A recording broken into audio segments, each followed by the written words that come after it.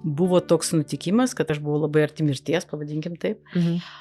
Kelionės metu Tailande aš važiavau iš Bankoko į šiaurę ir tokiais labai vingiuotais, kalnuotais keliais, mikroautobusiuku, taip, ir nusipirkau bilietą su vieta, viskas, ir ateinu ir galvoju, o kaip aš norėčiau atsisėsti va čia. Galvoju, eisiu, aš pasiklausiu vairuotojo, ne, ar galima. Ir einu su to bilietuku ir sakau, atsiprašau labai, ir aš galėčiau va čia atsisėsti, nes mano bilietas toks, bet aš norėčiau iš to vietoj.